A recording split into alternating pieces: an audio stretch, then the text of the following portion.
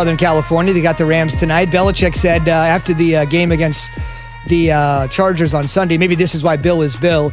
You win 45-0. Time to take a deep breath. Not so much. He goes, we went right back to the hotel and watched some film because we knew we didn't have to get on a plane. He actually said this was like a home game because they didn't get back on a plane. So he just sort of felt like we're ready to go. 2 games in 4 or 5 days. No, it's interesting how they have to plan for everything. They're in Los Angeles. Los Angeles is shut down, so that's a plus for them. He doesn't have to worry about guys doing things that they shouldn't be doing because there's nothing to do.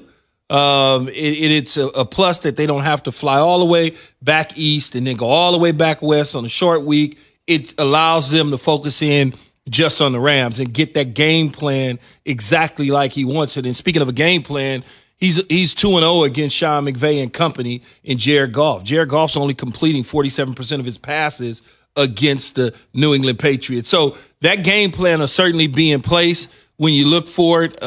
It's going to be an exciting game tonight. I can't wait to watch it because last night I was just like, what am I going to do? What is the – I tried to watch something and it's just like, oh, well, guess I go back to the ID network. Yes. But now tonight I'll be able to lock in on football. We got spoiled with 2 Monday night games, a Tuesday night game. We got a Thursday night game. Let's go to the Shell Pennzoil Performance Line and welcome in Pat's insider, Mike Reese. We're going to talk about this, Mike, with the fellas in just a little bit, but because you're there, boots on the ground every day, what does your reporting tell you about the possibility of Cam, with his up and down season, being the Pats starter next season? Zubin, Bill Belichick always likes to say my crystal ball is a little cloudy when we ask him questions like that. And I think that's the right answer because it's really to be determined. What I can tell you, boots on the ground, is that the Patriots have loved having Cam Newton here this year. He has come in and immersed himself in their team culture, has been a selfless leader. I think he's given nicknames to everyone from, the owner to the people serving the food to the team, which they love. And, his play has been up and down. And I think the big question as to whether he wouldn't be back is if they just feel ultimately that they need to do better in the passing game where they've been limited. Mike, how do the Patriots feel about their playoff chances because they looked so bleak a couple weeks ago? Now we can see possible hope. Keyshawn, one of the things that I've heard the last 2 weeks from them is that they feel like they're playing their best football of the season right now, and it's because they found their identity. The way they need to play to win games, and if they play that way, they feel like they're a very good team. And to sort of sum up that formula, it's downhill physical running game led by Cam Newton and Damian Harris. Defensively, it's opportunistic, led by Stephon Gilmore, the reigning Defensive Player of the Year, who sort of turned up his game the last couple weeks. And it's dominating on special teams. It's putting pressure on the other side in the kicking game, where they're making big-time plays. They take on the Rams tonight out in Los Angeles, as we mentioned, in Thursday Night Football. What is it that they need to do, though, that you're hearing to allow them to beat the Rams? So, Keyshawn, start with this. Jared Goff, Zubin mentioned it just sort of entering this segment here. Put pressure on him and make him react to different things in front of him. They've had success with that in the past. So you got to start there defensively. And then offensively, you just have to score enough. This is not a potent offense. This isn't Tom Brady to Randy Moss to Wes Welker to Dante Stallworth. But if they can complement the defense by holding on to the ball, extending drives, and maybe getting some bonus points on special teams, like, where they block a field goal, return it for a touchdown, return a punt for a touchdown like they did against the Chargers, that right there is the complementary formula they need. Mike, how likely is it that Cam Newton will be a starter next year? That's a great question, Jay, and I think it's hard because you're widening it out to the 32-team landscape, and I think here in New England, it was clear, like, this guy, we feel like he gives us the best chance based on what we have. Now you get to the off season, you get a whole new influx of quarterbacks coming into the league in the draft. I think he's on the edge, Jay. Like, I look at it, and I'm like, if there's 32 starters in the league, I think he's more in the 25 to 35 range. So I think there will be opportunity for him there, but he might have to go compete and win a job.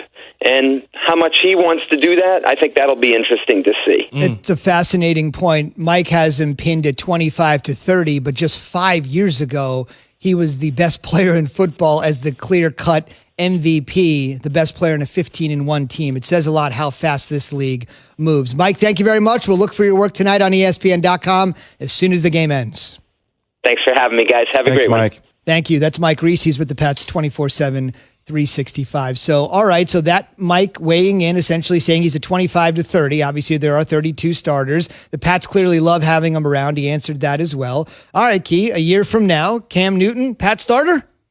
I think he will be. When you say 25 to 30, I understand what Mike Reese is saying right there, because when you look at it, there are teams that have quarterbacks that don't need quarterbacks. True. So it's like, you can go from the West all the way to the East and go through every single division and conference, and you can point out, okay, they need a quarterback, they don't need a quarterback, it'll be some movie. And so you start to look at it, and it puts him in that 25 to 30 category.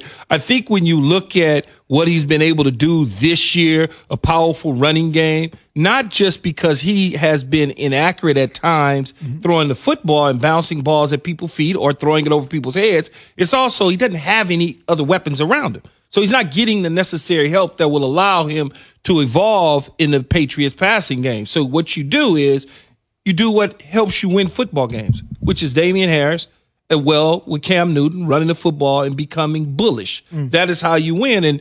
And next year, maybe in the offseason, they acquire people via trade, free agency, through the draft that will help the offense become better. And I think that they are playing their best football right now. And I think if they get into the playoffs, and if they don't get into the playoffs, there's a strong chance of the possibility he will be the Patriots quarterback next year.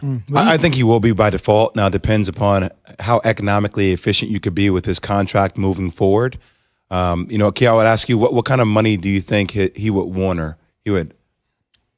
He's making $1 million with a little bit of incentives, whatever that is this year. I think you probably give him a bigger base salary, not in that double-digit range, but somewhere in that better than backup range quarterback, because backup quarterbacks are making probably $7 million right now. Some quality backups. No, when you think about some of the quality backups, the Marcus Mariota, who's not even on the field this year, is making $8 million.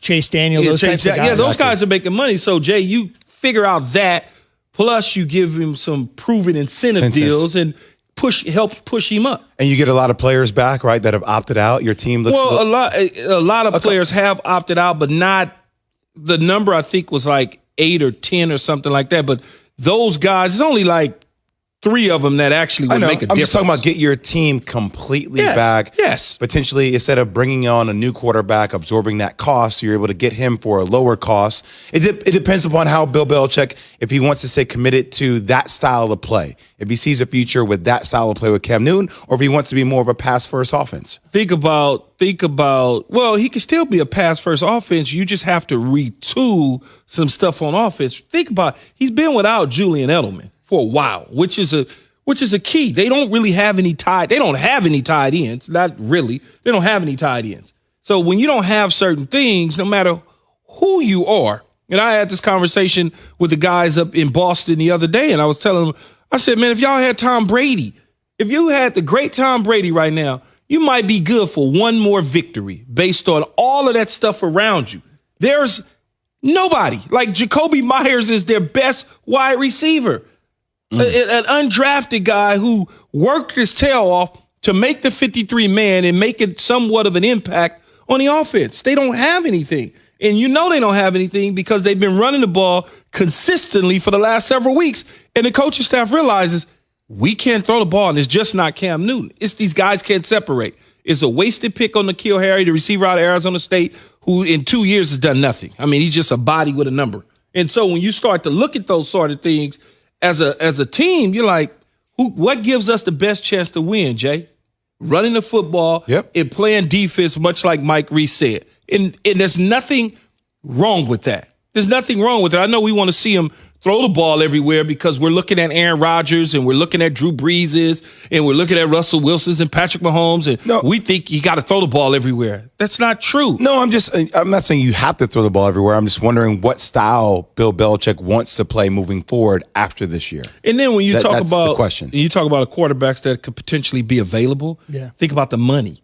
That's what I said, absorb the cost. Think about the cost, like you said, the money, the assets that you have to give up to maybe acquire some of those guys that now has to learn the system, been in the system for a long time. Matt Ryan, Matthew Stafford, maybe Jimmy G is available to you, but do you want Jimmy G? Do you feel like that's a real option for you?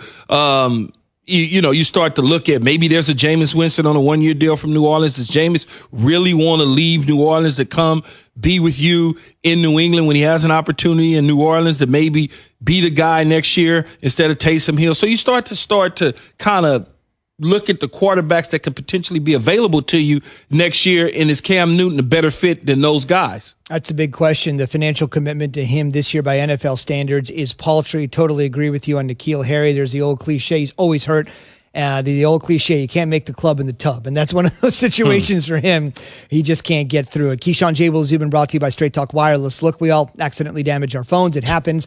Now, Straight Talk Wireless new Platinum Unlimited plan includes phone protection, just $65 a month for unlimited talk, text, data, and more. See Mobile Protect terms and conditions at Asurion.com/Straight Talk.